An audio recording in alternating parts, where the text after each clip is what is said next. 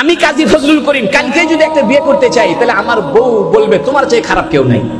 আর 4টে বিয়ে যদি করি, তাইলে তো মহিলারা আমাকে দেখতেই পারবে না।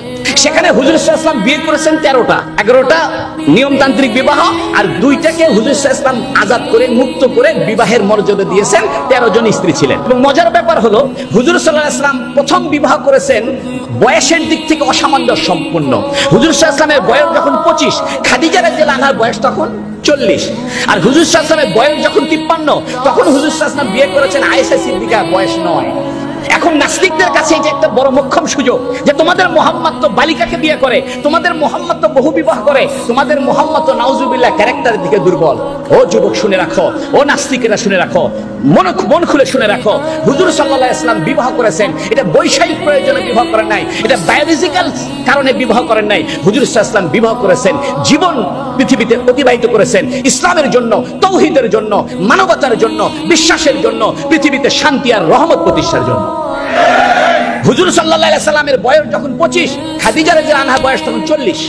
এখন আমি উল্টাটা ধরি, নবীর বয়স যদি 40 হইতো, আর খাদিজা রাদিয়াল্লাহু আনহার বয়স যদি 25 হইতো, আর হুজুর সাল্লাল্লাহু আলাইহি ওয়াসাল্লাম যদি গারে হেরাতে গিয়ে রাত্রে 6 মাস থাকতেন, দিনের বেলা বাড়িতে বাড়ি ইসলামের দাওয়াত দেন, রাত্রে বেলা নবী বাসায় থাকেন না, গারে হেরাতে থাকেন, সারা রাত নামাজ পড়েন, তাহলে 25 বছরে একজন স্ত্রী বলতো, মুহাম্মদ আপনি কি শুরু করছেন? আপনি তো আমার হক আদায় করেন না, আমার বয়স 25, আপনি তো সারা রাত খালি নামাজ পড়েন আর সারা রাত ধরে আপনি গারে হেরাই থাকেন, এইরকম আপনি তো আমার হক আদায় করলেন না। এই জন্য হুজুর সাল্লাল্লাহু আলাইহি ওয়াসাল্লাম 25 বছর বয়সে 40 বছরে একজন বিধবাকে বিয়ে করেছেন, কারণ যাতে হুজুর সাল্লাল্লাহু আলাইহি ওয়াসাল্লামের ইসলাম প্রচারে মহিলাটা সহায়ক হতে পারে, ইসলাম প্রচারে হুজুর সাল্লাল্লাহু আলাইহি ওয়াসাল্লামের স্ত্রীর সান্ত্বনাটা সহায়ক হতে পারে। এজন্য খাদিজা রাদিয়াল্লাহু আনহা বলছেন, আপনি তো অসহায়ের সহায়, আপনি তো বিধবার সহায়, সমস্ত কাজে হযরত খাদিজা রাদিয়াল্লাহু আনহা হুজুর সাল্লাল্লাহু আলাইহি ওয়াসাল্লাম সহযোগিতা করেছেন।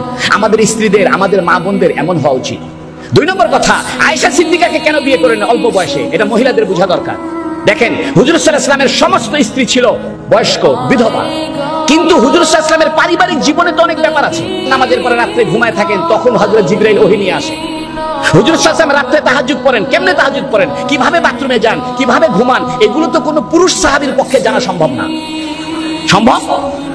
হুজুর সাল্লাল্লাহু আলাইহি ওয়াসাল্লাম ইন্টারনাল লাইফ, পারিবারিক ইন্টারনাল লাইফ, রাত্রিকালীন জীবন, স্বামী স্ত্রীর একবারে অন্তরঙ্গ জীবন, এটা তো কোনো আবু হুরায়রার পক্ষে জানা সম্ভব না, এটা তো ইবনে মাসউদের পক্ষে জানা সম্ভব না, এটা তো আব্দুল্লাহ বিন আব্বাসের পক্ষে জানা সম্ভব না। এইজন্য আল্লাহ পাক হুজুর সাল্লাল্লাহু আলাইহি ওয়াসাল্লামকে অল্প বয়সের একটা মেয়ে, 9 বছরের একটা বালিকার সঙ্গে বিবাহের ব্যবস্থা করেছে, যাতে নবীজির ইন্টারনাল জীবনের লক্ষ লক্ষ হাদিস উনি মুখস্থ করে আমাদের কাছে পৌঁছাইতে পারে।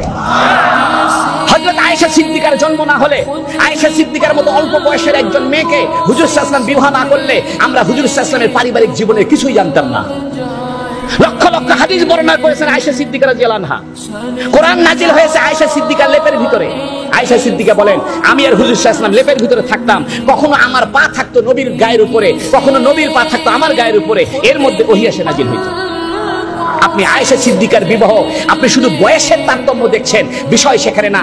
বিষয় হলো এই উম্মতের জন্য, এই উম্মতের জন্য হুজুর সাল্লাল্লাহু আলাইহি ওয়াসাল্লামের ইন্টারনাল লাইফের পুঙ্খানুপুঙ্খানু বিবরণ আয়েশা সিদ্দিকার মতো একজন ব্রেনি মহিলার দরকার।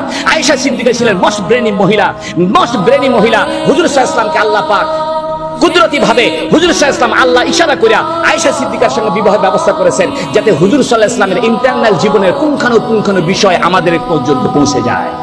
হুজুর সাল্লাল্লাহু আলাইহি ওয়াসাল্লাম আয়েশা সিদ্দিকাকে বিয়ে করেছেন, এটা খারাপ কিছু করেননি, বরং এটা দরকার ছিল। আয়েশা সিদ্দিকা রাদিয়াল্লাহু আনহার সঙ্গে যদি হুজুর সাল্লাল্লাহু আলাইহি ওয়াসাল্লাম বিবাহ না হতো, তাহলে আমরা হুজুর সাল্লাল্লাহু আলাইহি ওয়াসাল্লামের প্রাইভেট জীবন জানতে পারতাম না।